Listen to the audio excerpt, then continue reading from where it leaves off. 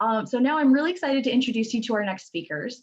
First up, we have Yohanna Briscoe. Yohanna is the managing director of SumOfUs, a global nonprofit advocacy organization and online community that campaigns to hold corporations accountable on issues such as climate change, workers' rights, discrimination, human rights, and animal rights. Yohanna has 10 years of experience in nonprofit leadership, advocating for workers' rights and social emotional learning. She has a degree in Black Studies and a certificate in nonprofit management. So welcome, Yohanna. She's going to be joining conversation with our own amazing Mariella Marie, who is a virtual event moderator with Power to Fly. Mariella is a Renaissance woman and social impact multimedia producer who has spent a decade working with diverse technologists, independent artists, and divergent innovators across the globe to deepen their audience's emotional intelligence, sharing the virtual stage with disruptive leaders such as Deepak Chopra, Rock Goddess, Catherine Zaleski, and many more. Mariella curates meaningful conversations and installations centered around belonging, amplifies underserved and underheard voices, and develops provocative initiatives that bridge our shared stories and connect us to an enlightened state awareness. I'm so happy to turn the stage over to you and can't wait to hear this conversation. Take it away. Awesome. Thank you, Meg. Thank you, Power to Fly. This is one of my favorite topics. So I'm so happy that I get to interview this phenomenal person who's going to drop a lot of knowledge in the next 30 minutes. Yohanna, thank you so much for joining us today. Can you just let us know a little bit more about yourself, kind of, warm up the waters, let us know a little peek behind the curtain as far as your career journey is concerned, and then we'll dive deep. Yeah, of course. Thanks so much, Mariella, and also Power to Fly team. Thank you so much for having me and for all the work that you put into making the summit fantastic. So I always struggle a little bit with this question, as I think many people do, because I think a lot of us who are in kind of the tech for good or nonprofit space, it didn't just start when our formal career started, but our journeys happened over our lifetime. So I just wanted to share with everyone, I grew up in Vermont, which is in the Northeast in the United States.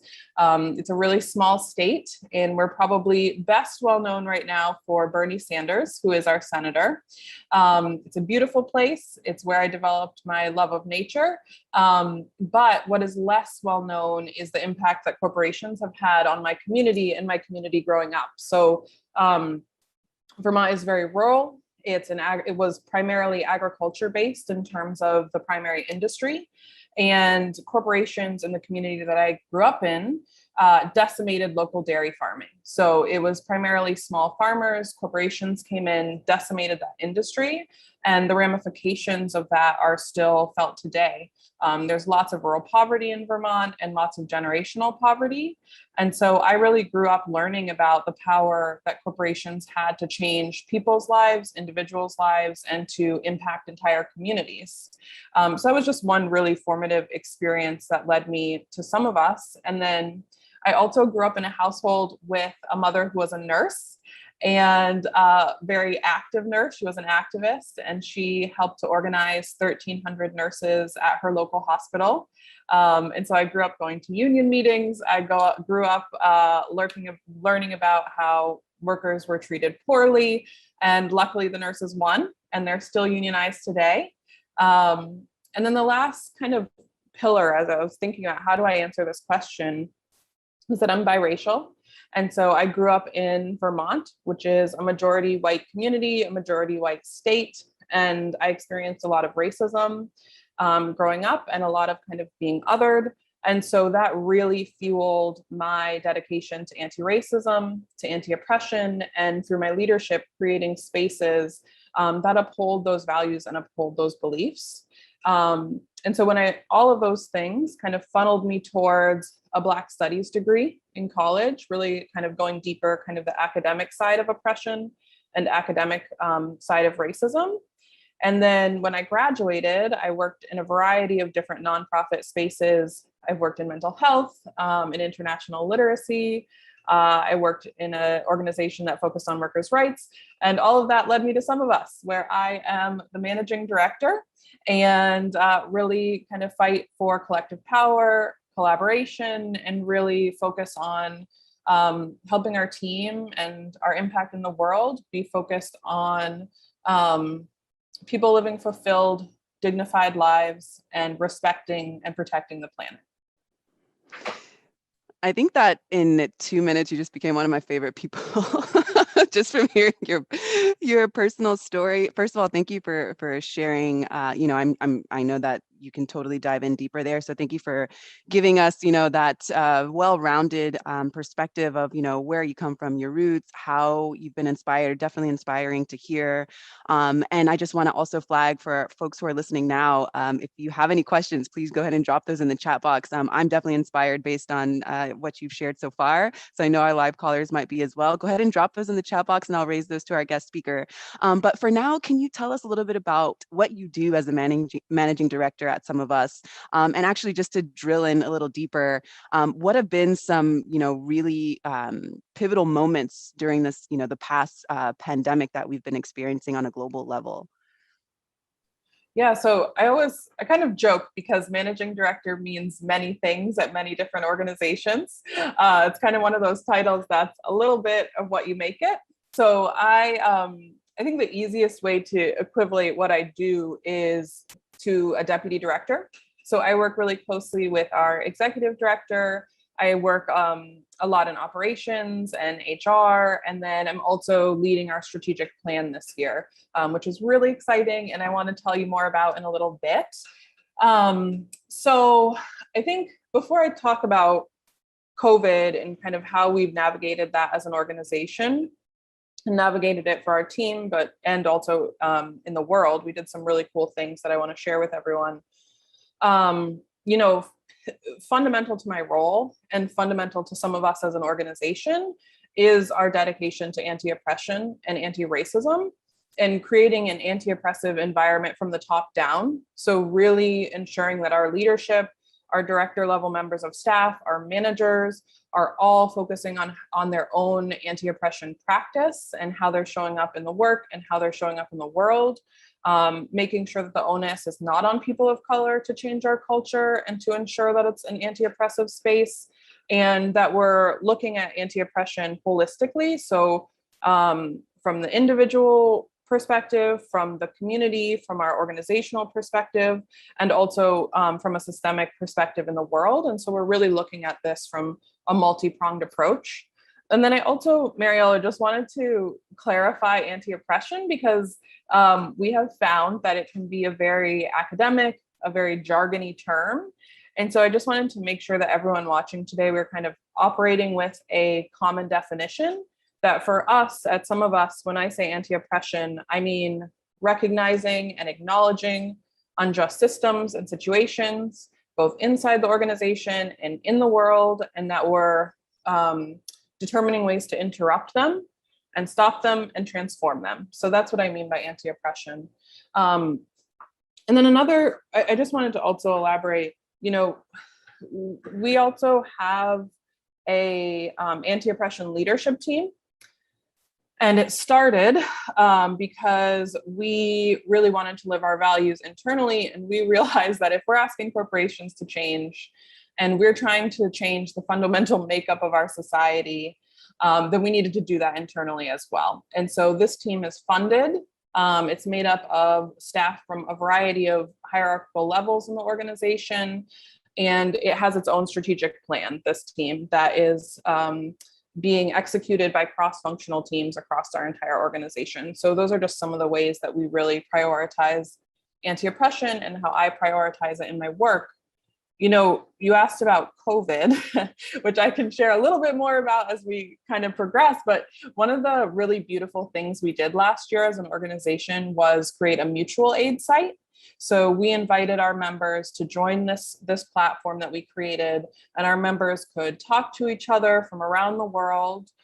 We have nearly 19 million members. So all of our members were invited to this platform. Our team monitored it. And it was really focused on how can we support each other as part of this global community. And we had nearly 300,000 people who gave aid to each other in a variety of ways. And we distributed thousands of dollars to families in need who are part of our community. So that's just one of the ways we navigated through this pandemic that we've all been living with and through in the past year. Thank you for that clarification. And I'm sure you can agree that this is one pandemic that it has, our focus and attention, collectively speaking, and that there are myriad of other pandemics happening simultaneously that have, as you know, through your studies and through your work, historically speaking, are just, ingrained in our system. Let's talk about accountability. I mean, how can we, I love that you all are, practicing what you preach, of course, but deciding that we need to clean house internally, make sure that we have, leadership practicing what we preach, embodying these values before we ask anyone else to make changes.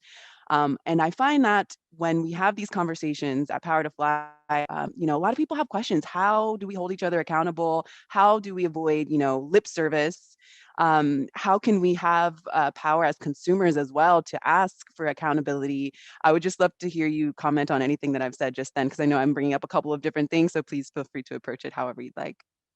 Yeah, so I think probably the best way, I really want to talk about kind of our policies and how we approach anti-oppression internally and some of the systems that we have in place for accountability and to be held accountable, for our systems to be held accountable, but also as leadership, how we're held accountable.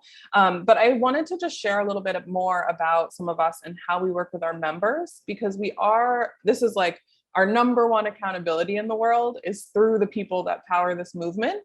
That is Some of Us. So we have, I mentioned, nearly 19 million people from around the globe who are part of this movement. We are a global consumer advocacy group, and we're really committed to curbing the growing power of corporations. And we work primarily in Australia, North and South America, and across Europe. And this year, we're actually expanding into the Middle East and North Africa and deepening our work in South America. But we always say our members are our bosses, and that's how we do our work, right? Like, we are member powered, we are member fueled, we are member funded. We don't take any corporate money, and we stick to that. We couldn't do our work if we were corporate funded. And we are in constant communication with our members through our campaigns. Our members really choose the issue areas that we work on.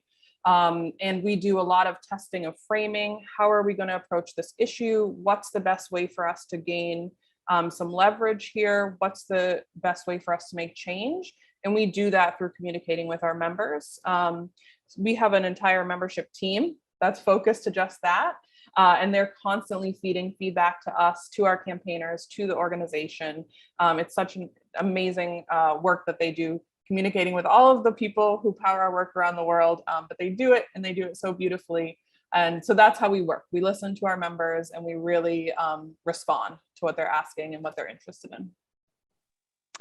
I love that. And so I would love to hear your insight just on, I mean, I was speaking with my partner about this the other day, how there's this disconnect between the digital community, right? We go online, we're plugged in, and then the reality of the physical world, right?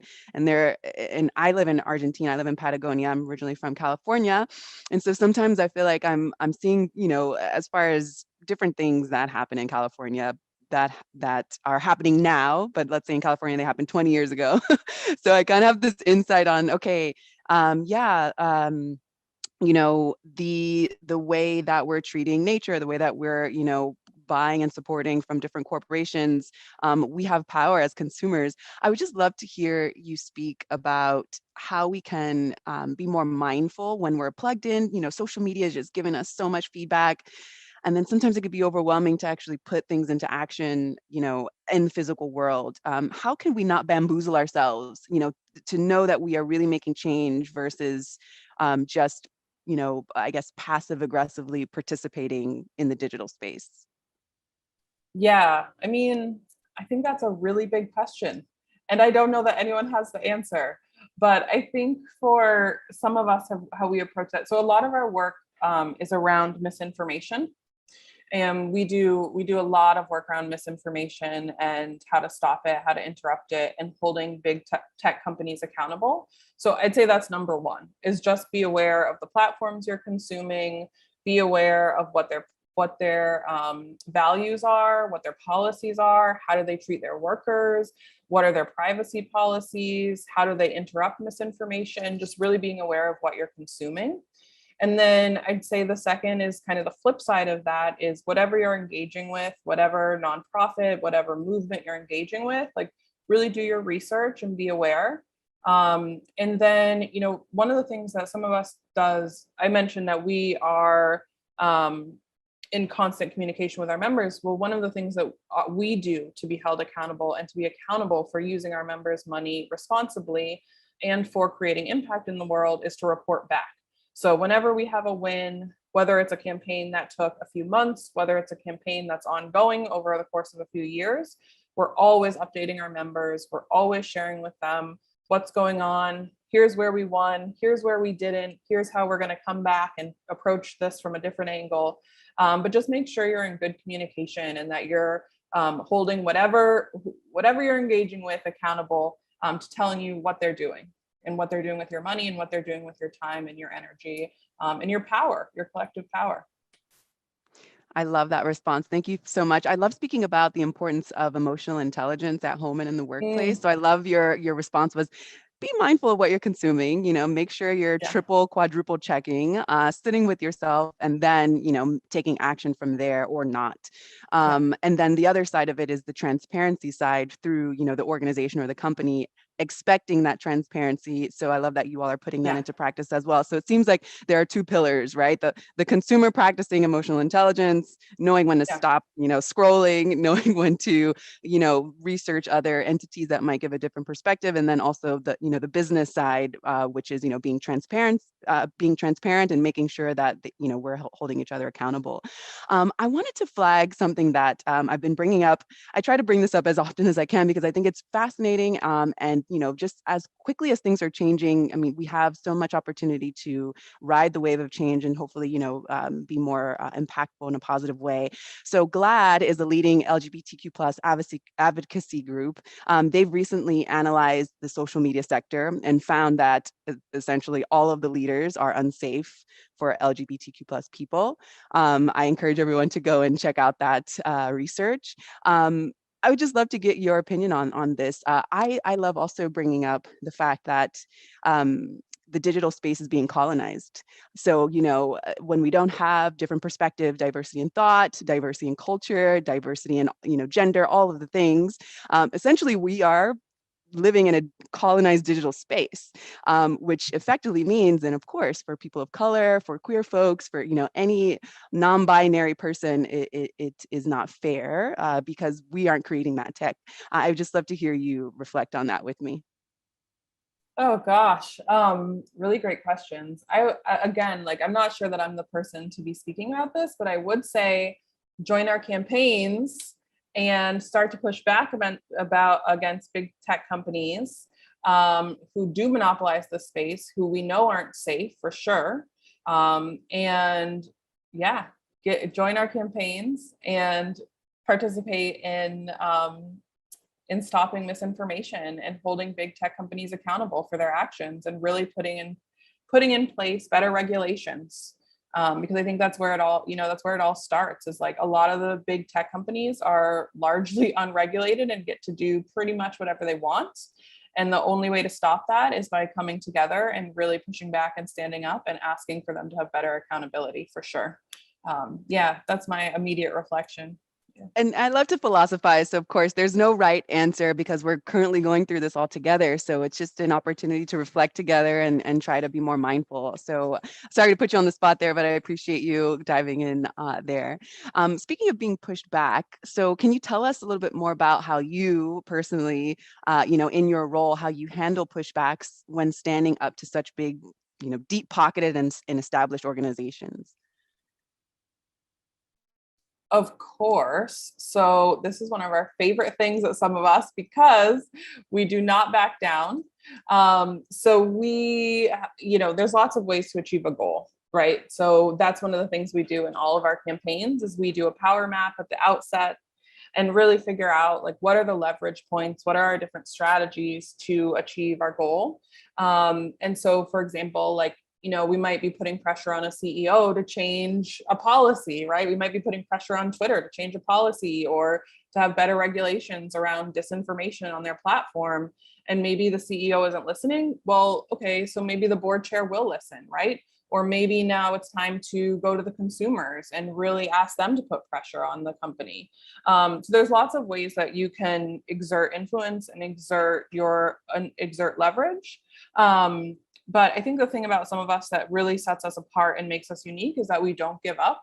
It's something that our community is really invested in. And I mentioned earlier, we have campaigns that can run for a couple months, and we have campaigns that can run for years. And we just don't give up. We keep reporting back. We keep figuring out ways to achieve our goal. Another way we do this is through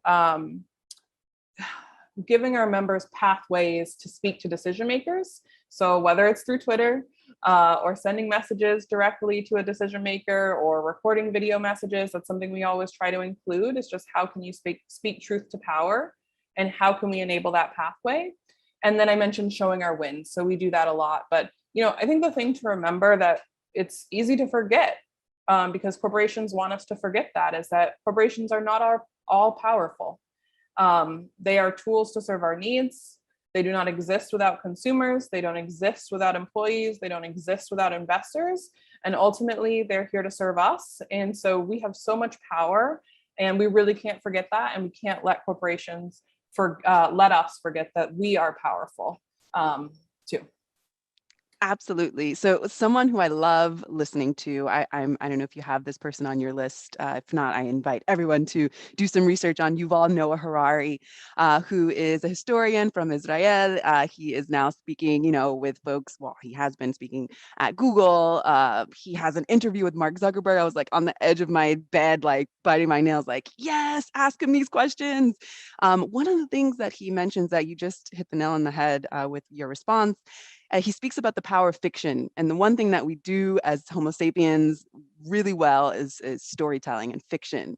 And he talks about the fiction of corporations, let's say, and as you're saying, they cannot exist without us believing in their values, what it is that we're exchanging, how we place importance on all of that. So I love that you're echoing that sentiment with saying, this corporation wouldn't exist without us. So we essentially have power there to ask for a different story if it calls for that. I would love to hear your reflection on that as well. No, I mean, yeah, like that's the deal, right? Is like we can choose to believe this fiction that corporations have a vested interest in, that they're all powerful and can pretty much do whatever they want, or we can choose to believe in our collective power. And I think SumOfUs is a great example of that. I mean, we have nearly 19 million people, individuals from around the world, real people who are invested in making this world a better place, and invested in holding corporations accountable.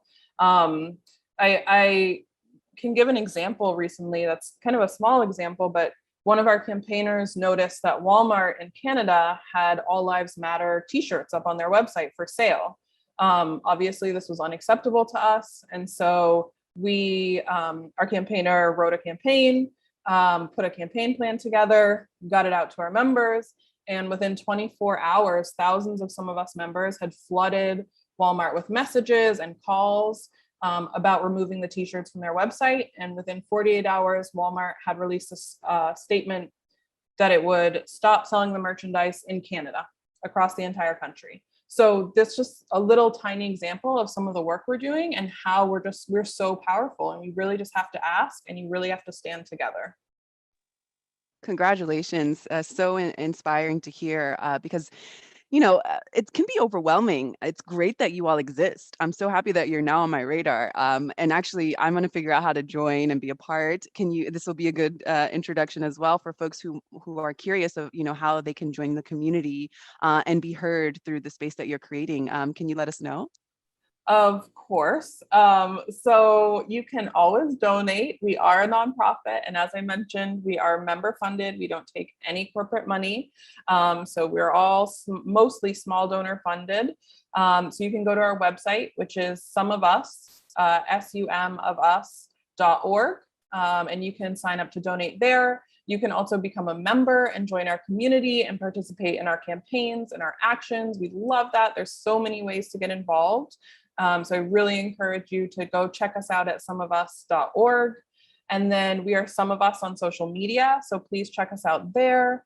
And then you can always email info@SumOfUs.org. And Mariella, I'm not sure, is there a place where this information will be shared with people?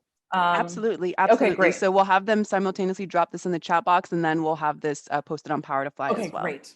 Fantastic. Yeah. Awesome. So we've got just a little under 5 minutes left. And I just want to pick your brain a little bit while I've got you here. What have been some of your favorite initiatives and campaigns that you've had your hands on while working at SumOfUs? Well, there's a lot that are my favorite, but one of the things that I love most is, yes, we're campaigners and we do amazing campaigning work, but also we're a community. And so just, again, I want to just like pump up the COVID support network, because that was so responsive and it really took everyone across the organization to put that together. One of the things that I find most unique about SumOfUs is our shareholder campaigning. So we do a lot of working with our members who are shareholders in a lot of these big companies to file resolutions at annual meetings. We're all shareholders, so please get in touch if you'd like to figure out how to use your power as a shareholder to make change. But anyway, in 2020, Canada's largest bank, TD, committed to net zero carbon emissions by 2050, which was a huge win. So that was really exciting. Last year, Apple published its first ever policy on human rights. That was a campaign we ran.